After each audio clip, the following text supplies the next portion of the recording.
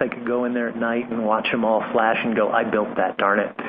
And they were also my 2 a.m. calls to fix things when they weren't going right, and it was mine to come up with a disaster recovery plan, which with the available budget basically came to prayer.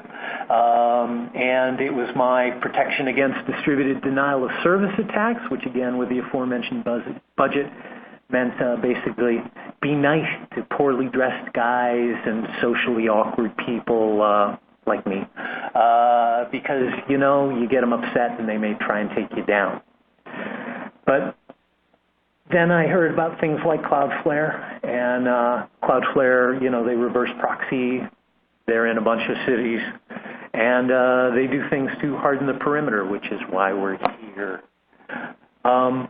We see a lot of traffic here at CloudFlare, and because we see so much traffic, we're able to build whitelists and blacklists, and that makes it so that it's sort of like subnetting, where we say, yeah, these guys, don't let them in ever.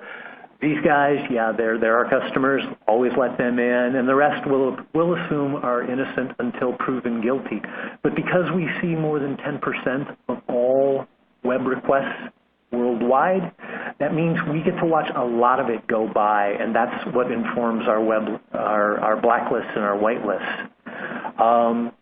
We've got web application firewalls instead of having to manage those ones back in my data center, where it was like, let me see, I haven't touched these in about 4 months. There was a scripting language. Let me think about, okay, yeah, that's how I did that then.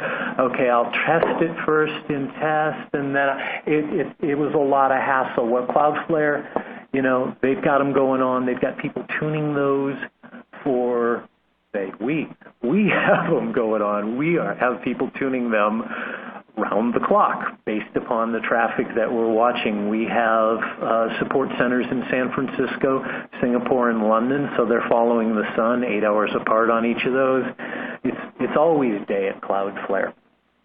And those web application firewalls, they're protecting against a range of threats. We're blocking some layer 7 attacks like cross-site scripting, some SQL injection. We're even taking care of some of the comment spam for you. The excessive bot crawling, it's not an issue because we'll serve it from cache for you. And we'll even obfuscate email harvesters, because we'll make it so they don't know what that email address says, and more. So we're doing all kinds of layer 7 magic for you. And in addition, we help take care of some of the 0 days for you. Last May, Joomla had some vulnerabilities against them. We started seeing them in the wild, and when I say we, I mean we. And so we were able to craft some web application firewall rules to block them for you, because let's face it, when Joomla says we have a vulnerability, that means Joomla has to patch it, and then you have to go negotiate the downtime window with your business, and then let the customers know you'll be taking it down during this time, and then put up a sign. Yeah, it's a lot of hassle. Well, we took care of that for you if you were behind Cloudflare's web application firewall. Same thing with ImageMagick. ImageMagick was an interesting one. They came up with a vulnerability. They recognized it. They publicized it. Nobody cared. They finally gave it a cute name. They called it Image Tragic. Suddenly the world woke up and said, oh, we better do something about this.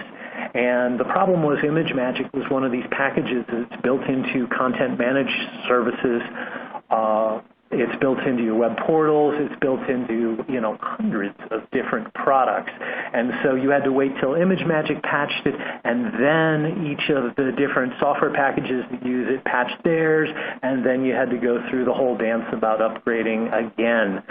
One of those things where we started seeing some exploits coming up, or some potential exploits, and we just built it right into our web application firewall, pushed it out to all of the 80-plus data centers that we run behind, and made it so that you had a little more time where you could breathe easy and go about the business of preparing for those patches. We also take care of things like DNS. We actually happen to be the world's largest managed DNS provider. And let's face it, if you've ever looked at DNSSEC, it's cryptography. Cryptography is math, and math is hard. So we made it so you didn't have to deal with that. Just so I knew what I was talking about, 2 weeks ago, I went and turned it on for one of my sites, one of my personal sites, and it meant clicking a button on my CloudFlare control panel, and then taking a bunch of numbers that they gave me from there and putting them into my registrar's control panel, hit save on the registrar, hit save on CloudFlare, done. You know, total round trip, 10, maybe 15 minutes, because I was looking for, where did I put that password for that? Never mind. So we make it easy to implement things like DNSSEC, IPv6, it's built right in there. HTTP2, something we recently rolled out, makes your pages load faster, keeps the connection, shortens the time in establishing the connection, and then maintains the connection. So it just keeps things faster for you.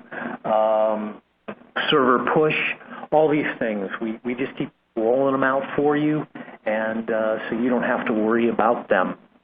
So as far as the perimeter goes, I think Cloudflare pretty much had it beat. A lot of things that I didn't have to take care of back in my little co-location facility with all the pretty lights. As far as the second point, strengthening the foundation, security awareness. So we'll meet you halfway on this one. Cloudflare, we train our engineers on secure coding practices. One of the things I've observed is that engineers are taught to code. They're taught to code quickly, and they're taught to code well. They're not necessarily taught how to code securely. So here at Cloudflare, when new engineers come on, part of the orientation process is secure coding practices. We point them to OWASP. We point them to SANS. We point them to the places that give the secure coding recommendations, and we make sure that they understand them, so they roll them out in our code. We have multiple review processes. We make sure our stuff is secure. The users, yeah, that one's on you. One of the things that I've noticed is they said that 10% of all phishing scams lead to data breaches, which is why they keep doing them, because they work. In 2015, they had the ITRC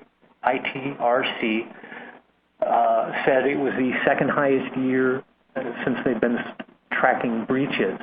Now, last month alone, on the darknet, we saw new breached credentials for MySpace at 360 million, LinkedIn at 117 million, Tumblr at 50 million, Sling.com at 40 million. That's 567 million last month alone. I did some quick back of the cocktail napkin math and came up with 725 million so far this year. It's only June, people. We are probably on our way to breaking 1 billion before year end. So educate the users. It's been my experience that the most powerful tool in your security arsenal sits between your keyboard and your chairs in your company, and so anything we can do to help them learn. But as far as the apps go, we'll take care of it for you from Cloudflare's perspective. Scalability. So I had problems with scalability because when cloud first came out, there were a lot of cloud companies talking about how great they were. They were growing so quickly that they didn't do their due diligence and make sure that their infrastructure was rock solid before they started taking on all those new customers. And because of that, they got owned. And a lot of those companies aren't here anymore. Cloudflare has the advantage of having been here for only 5.5 years. It's one of those times where it actually pays off because we got to take advantage of a lot of the things that they learned, and we got to pass them on into our infrastructure. We also got to hire a bunch of people who had come from companies that built big infrastructure that actually did work, and so we got to have them help us incorporate into our best practices. So right now, CloudFlare has over 4 million websites running behind us. And as you see, that's more than lots of other sites combined. I won't read them off to you. But because we're running so much traffic, we get to take advantage of the new attacks that we learn from. I mentioned that in the WAF. We see it on someone else's, we'll pop it into yours. These are certainly things I couldn't do when it was just little old me and 3 other guys trying to run the infrastructure in these health clubs, because we didn't have that kind of time. This is all we do here at CloudFlare, is watch them go by and go, now that's interesting. Okay, let's write a WAF rule for that one. We're checking browser integrity before we pass it on to the origin server or serve it from the cache. We're checking IP reputation and applying our blacklist and our whitelist to it. We're just taking all of that and combining all we see from all of the sites behind us towards protecting your site as well as ours. And because, let's face it, if they get past our firewalls, if they get past our web application firewalls, then the thing we've got going for us is bandwidth. We've got lots of it.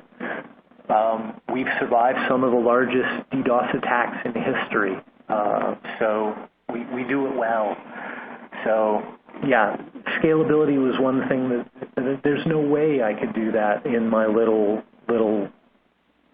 co-location facility with 200 meg pipes. I would have been crushed. I would have been destroyed if I upset one of those poorly dressed guys with the jitter from drinking too much caffeine.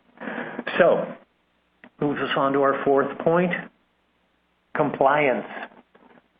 So, governments have been doing a less than stellar job of keeping up with internet threats. Our congressmen, our lawmakers, they're very scared by the internet. They don't necessarily understand it, and they're doing what they can. But someone once said, and I quote, "Their responses have been uninformed, ham-handed, and ignorant of the delicate balance that needs to be struck between protecting people and impeding business." Now, since I'm the guy who said that, I think he was right. But fortunately, informed people have stepped up to the plate, and they've crafted some responsible frameworks to address these shortcomings.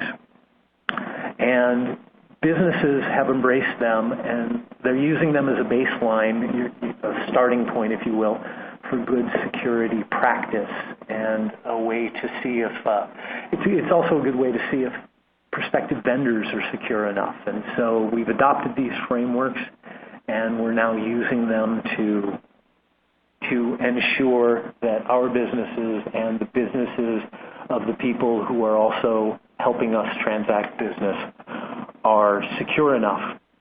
CloudFlare, we are PCI DSS compliant, a level 1 provider. Now, if you're somebody who's beholden to PCI, in other words, you accept credit cards across your infrastructure, that's important to you. As a level 1 provider, that's as big as it gets, and so you don't have to worry there, at least as far as our side of the equation goes. And you'll also note that the PCI spec requires a WAF. And we can help you with that one, because we'll put a WAF between your web browsers and your web server, and we'll maintain it for you. So it has up-to-date signatures. When it comes to HIPAA, our infrastructure goes well beyond the HIPAA requirements, so we have no problem signing business associate agreements, BAAs, as they're lovingly referred to in the biz. And we'll do that for our enterprise customers who are HIPAA-covered entities who care about this kind of thing. When it comes to privacy, we're safe harbor compliant, and that was important until the EU blew it out of the water. And so now we will sign EU model clauses, which is what they're using until they can decide on what will be the new law, and then wait till the date when it finally takes place. So until then, EU model clauses, yes, we will sign them for our enterprise customers. We had a bunch of financial concerns who wanted to do business with us, but they got real nervous about giving us or anyone their keys. And so what we did is we invented keyless SSL. Then we actually gave it away. It's open source. But keyless SSL is a way that we make it so that you can keep the keys on your web server, and we will still negotiate the transactions, so we will still serve as that reverse proxy and make it so that we can cache whatever content is appropriate and then send whatever needs up-to-date information back to your origin web server. And so keyless SSL, don't trust us, trust the people who audited the code. The cryptography was reviewed by ISEC partners in conjunction with Matasano Security. Those are each part of the NCC group. Those are world leaders in application security and cryptographic review. They've seen the code, they liked it, they put their stamp of approval on it. We also offer multi-tier, multi-user. We make it possible to put multiple websites with, we make it possible to put multiple users on our dashboard with varying levels of control. And so you can still make it so that only one person is the ultimate administrator, but other people can get in and do the stuff they need to do to get their jobs done. And then we've also got multi-factor authentication. So in order to log into our web panel, you can turn on MFA and make it so that they have to get a token from Authy in order to log into the panel. That's optional, but we strongly urge you to do so. So that takes care of compliance. Again, much more than I could have done with my little 4-guy team of geeks. So the fifth point objection I had was availability. So as far as my, air quotes here, ERP solution for my health clubs, I wasn't really worried about denial of service because the only way you could connect to that was through MPLS. So I said, why would I put it out there on the internet? But then I started thinking about, oh yeah, well, there is that guy who wants to download that big video on the same network that's connecting to my ERP servers. And yeah, we still do have those web servers that are out there where anybody can get to them on the internet. And suddenly, yeah, availability did actually become a concern to me.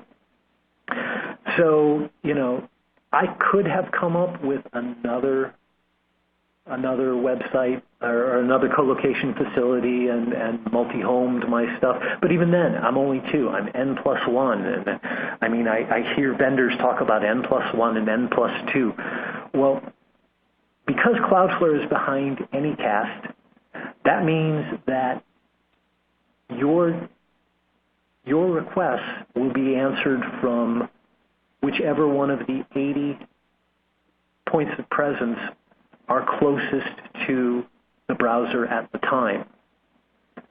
And so the way that also works is if anything were to suddenly happen to one of our data centers that were to drop off the net, Anycast will automatically just take it out of the advertisements and just keep going. So N+1, N+2, that's just N plus lots. Because if one drops out, 79 of them just keep cooking along and just keep answering all the requests. This is something I never could have dreamt of in my little co-location facility sitting up there in areas that were seismically stable. It's a very Bay Area thing. I had to drive 90 minutes to my data center because I had to be in a place that was seismically stable. If you don't have to deal with that, more power to you. But those are the joys of Silicon Valley. Our CEO, who's the chief explainer, I like to call him Matthew, he's a great storyteller. he actually told a tale of lessons from surviving a 300 gigabit per second DDoS attack. He gave that talk at DEF CON in 2013, and it's actually rather entertaining. He's a better storyteller than I am. But the subtitle on that one was The Worst First Date Ever, where he talked about being out on a first date and getting text messages saying, we got some problems back here, and he had to keep peeling himself away from gazing into her eyes in order to go deal with what was the largest DDoS attack in history. I'll have a link to that story in the show notes. We also, our CTO, John Graham Cummings, did a blog post in January where he talked about the winter of whopping. We saw many 400 gigabit per second attacks on us, which we just wrote them out because that's what we do. So we could stop some with our blacklists, we could stop some with our WAF, and the rest of them we just absorbed because it was coming to 80 different. Well, not then. It was probably 76 back then. We just keep growing, but all of our global data centers, it was absorbed the attack, and so. Yeah, any of our origin web servers behind us that were sitting in only one place didn't have to worry about it because we were eating it up for them. And those attacks, they just keep getting bigger. You've got amplification attacks. You've got botnets with huge numbers. It's something you just can't overlook these days when you're putting up whatever web app or infrastructure that runs over HTTP or HTTPS. So, in conclusion, the cat's out of the bag. So I put the question slide up there. Just know it's there and go ahead and write them in as you can. But in conclusion, the cat is out of the bag. People want their apps and they want them everywhere. Part of the other reason I had to move it out of the data center back there is because, they didn't want to just be able to connect to the apps over the MPLS network. They wanted to be able to get them on their iPhones. They wanted to be able to get them on their iPads. They wanted to be able to get them on their refrigerators. Okay, slight exaggeration, but we all know it's coming. And so they wanted it everywhere. And so cloud was inevitable. And companies who can protect cloud were also inevitable to follow. It offers too many benefits. There's just no going back there. They're not going to let us not have the applications on their iPhones and on their iPads. And so we just had to come up with a way to protect them. CloudFlare steps into the breach. And, I couldn't have a network that could absorb a 400 gigabit per second attack. So the fact that I can get someone who's dealing on this kind of scale, that they can then make it cost effective, that I wouldn't have dreamt that possible when I first started building that data center there. They've got follow the sun support. I mean, yeah, they could drag me out of bed at 2 a.m., but it wasn't going to be pretty all the time. And but we've got San Francisco. We've got Singapore, we've got London. We just keep following the sun and keep updating those WAF rules and the blacklists and just watching the traffic go by and picking out what's interesting. And that's a lot more than I could hope for with a staff of 4 geeks who are getting pulled in too many different directions. And let's face it, since everybody's going to cloud, IT staffs are shrinking, not growing, in spite of the fact that the threats against them keep growing. And the places they can get to them keep growing now that they're on iPhones and iPads. And we're seeing the real-time threats, the threat intelligence. I mean, I couldn't dream of seeing the kind of traffic or even digesting the kind of traffic that CloudFlare just handles on a daily basis. And so because they see that, because they see that that one of our customers is being attacked, we can then apply that to everyone's benefit. So that means you get to take advantage of the virtual patching, the O-Day attacks that we're able to patch right there at the WAF for you. And what it all comes down to is I started off as a guy with a lot of complaints and a lot of questions, but when I really looked at all that some of these cloud services could offer me, it just made sense. So I guess it's time for questions. Great. Thank you for your presentation. And I'd like to remind the audience to feel free to ask your question, put it in the Ask the Question box, and we'll be happy to get to as many as we can today. Michael, we have quite a few. Are you ready? Fire when ready. Okay. Does your WAF allow for custom rules? Custom rules. Yes, we do. So it comes with a core rule set. We've got the OWASP-based mod security rules.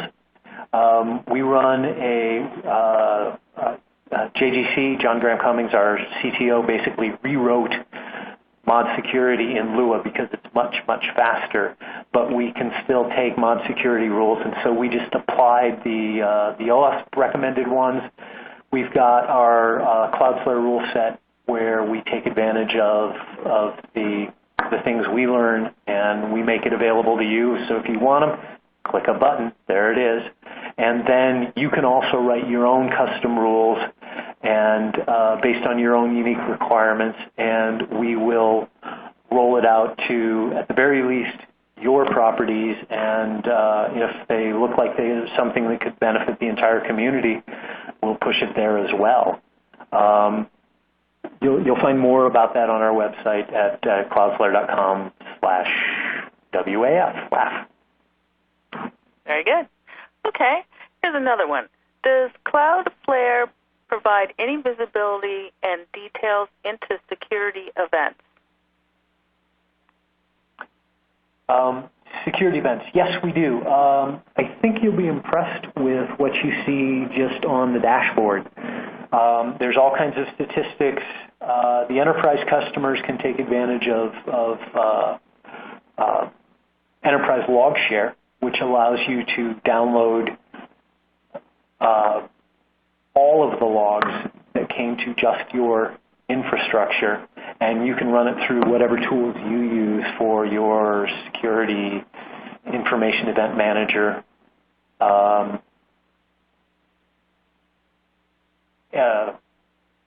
And we, but just baked right into our own dashboard are all kinds of statistics. We'll show you some of the ones as they go by.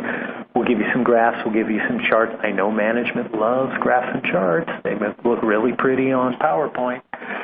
So we'll also make, like I said, the raw logs available to the enterprise customers through a RESTful API. Perfect. Thank you so much. Here's an interesting one. How does keyless SSL work? Okay, so keyless SSL is, well, at least to me, to people like me, it's really sexy, and that's part of the reason that I said I want to work at Cloudflare. When I first read about that, I just thought, okay, yeah, that's cool. So keyless SSL is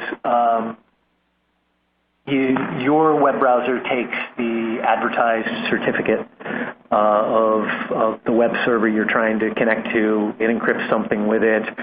Then it passes it on up there. What Cloudflare does is we handle all of the negotiation until the point where that actually has to be decrypted to authenticate. We then pass it back to your origin server. And then you pass back that information to us. We send it on out to the clients. They go, yeah, that's for real, and then we take over the caching just like we were doing it all before. So we handle every step except that last step where we pass it on back to the origin server. So keyless SSL happens once per session. Additional requests within that session, we don't have to keep checking with the key server. And our customers can modify the SSL session, TTL, for and have it live as long as they want or as short as they want.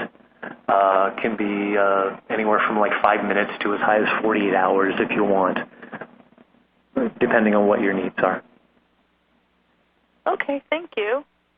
Here we have another interesting one, and it's what service level agreements guarantee DDoS mitigation in minutes, and what type of support do you offer?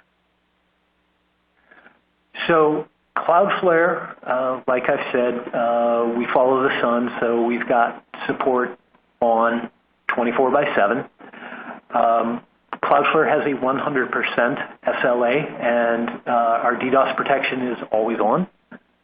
So our advanced DDoS protection takes care of the attacks for you on the edge, so it doesn't have to reach your server. If we detect an attack, we automatically take care of it, and we make sure that only legitimate users are allowed access.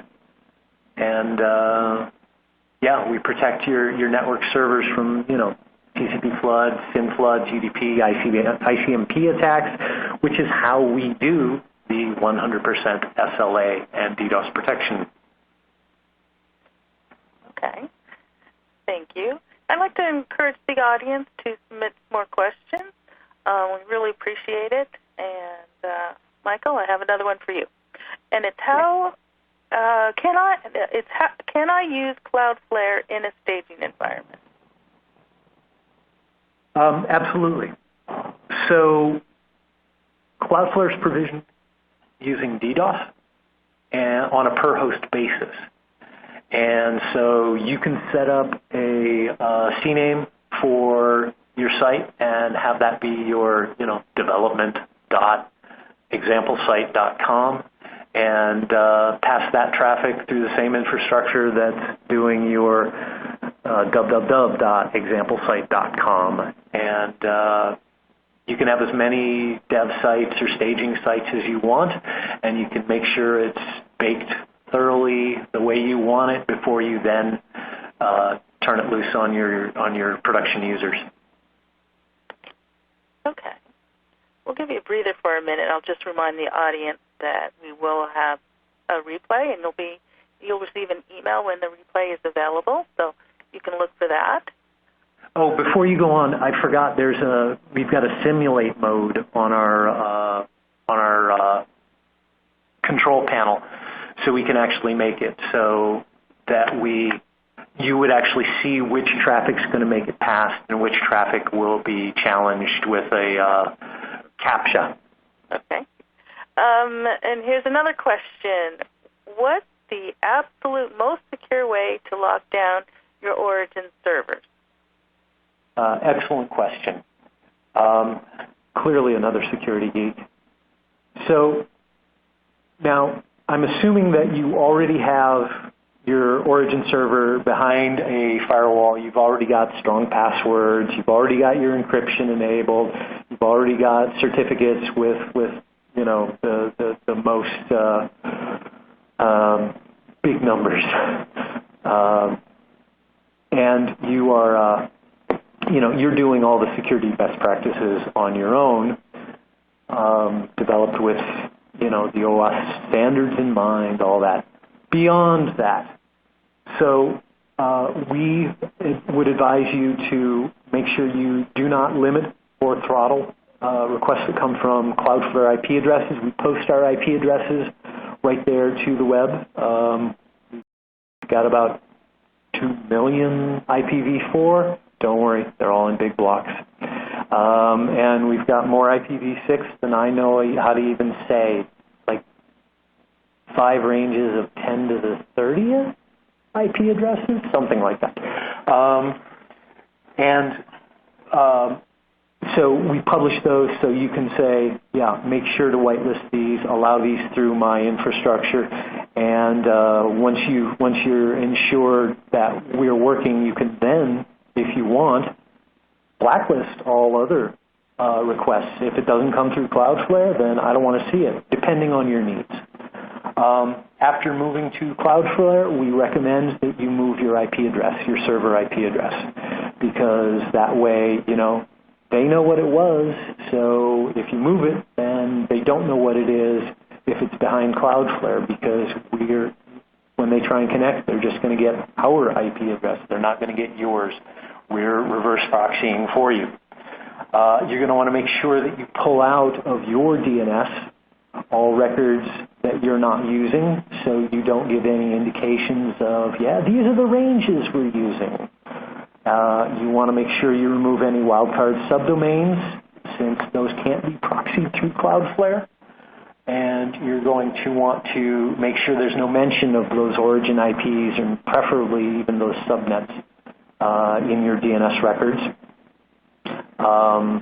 This is assuming you're not turning all of your DNS over to us, and depending on size, that may make sense or may not make sense.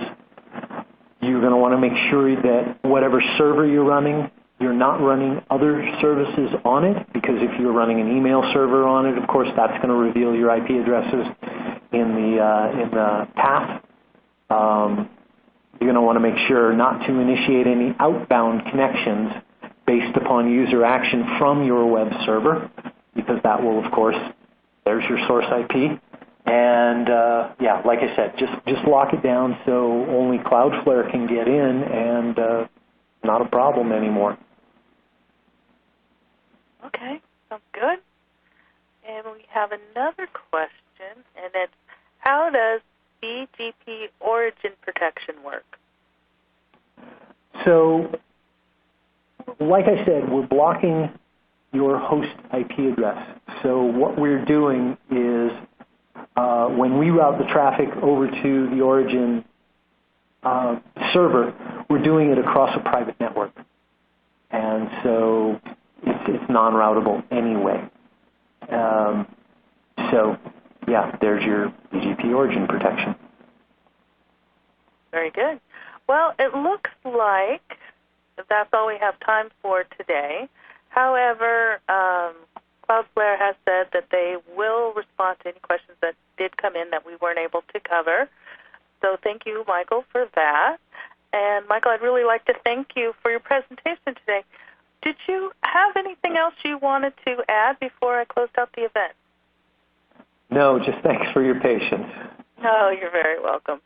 So anyways, we appreciate your time today, Michael, and I also would like to thank the audience for attending the webcast sponsored by CloudFlare and presented by Virtualization Review. Thanks again, everybody, and enjoy the rest of your day. Bye-bye.